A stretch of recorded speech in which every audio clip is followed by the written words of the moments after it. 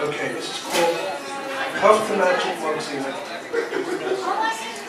Okay, my mother, Evelyn Jaluco, hired Waddy, a painter and his dog Mugsy, to paint our house because we wanted to sell it and move back to Camden with her sister Sistina. Waddy owned a large Winnebago and would often park and sleep in our driveway at night. Well, Waddy had been painting for a month or so, and Mom would often cook and feed Waddy and Mugsy when he stayed over. So as time passed, I noticed that she and Waddy were becoming united. My father, her husband, had died the previous year, and Mom was feeling a bit lonely. How I knew that they were getting more and more chummy was because I would come home late on Friday or Saturday night, and Waddy's Winnebago would be rocking back and forth and bouncing, just like in Cheech and Chong's movie, Up in Smoke. There's a trailer scene. Well, anyway. Waddy had this wonderful dog, Mugsy. And Mugsy was never trained. He was very smart. He was the smartest dog I ever knew. And he had, let's see. Okay, the only time I saw Mugsy washed was right after he was sprayed by a skunk at 3 a.m. in the morning. Mom and Waddy had to wash him with tomato juice for about an hour. And everyone back to bed. A year later, Mugsy died in my mother's arms from cancer. Let me add that my father also died in my mother's arms as well. Subsequently, whenever my mother wanted to give me a hug, goodbye, I usually backed up and said no thanks. This is part 2. When the vet called us a week later and asked us to pick up the ashes, Mom admonished me to bring Mugsy back into the house. Not to bring Mugsy back into the house. She needed time to adjust for her loss. But I should bring him back in the shed where she would bury Mugsy later on when she got adjusted to it.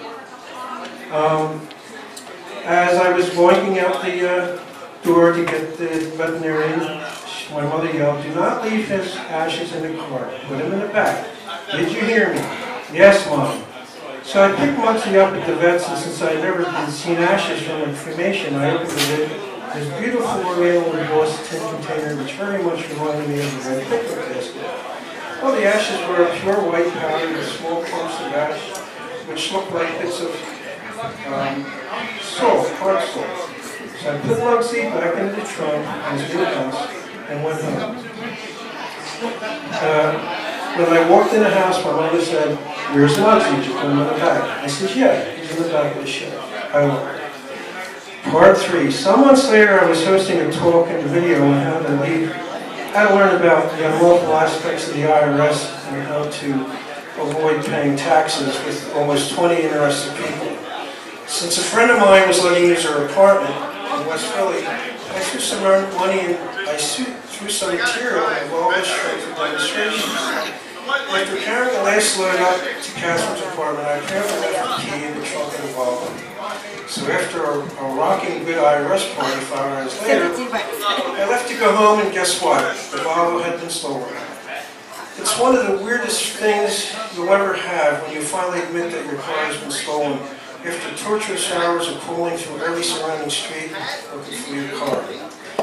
It's like your parents just revealed to you that you were actually adopted at the very moment you're about to blow out the candles for your 21st birthday.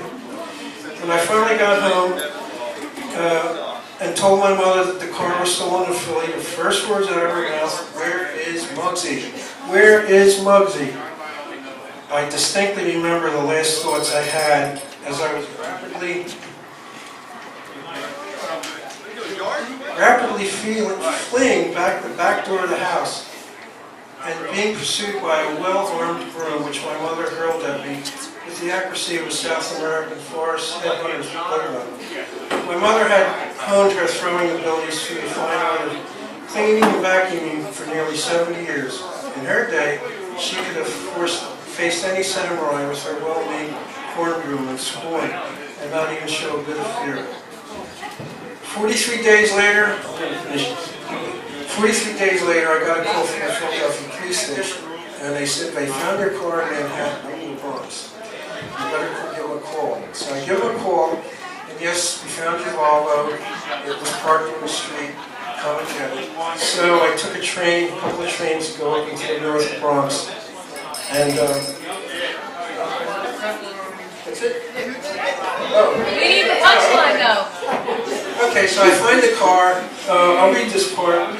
So I found my car parked amongst hundreds of other stolen and junk vehicles, and after clearing the front seat of all these free parking tickets, cops just kept throwing into the car seat. The Manhattan police kindly kept throwing. I started the engine with no problem. I immediately checked the glove compartment for my stuff and saw that everything but a Morocco razor was still there. I quickly went back to the Volvo trunk and saw that everything was in place, except Muggsy. Muggsy and his newly occupied Venetian house was gone.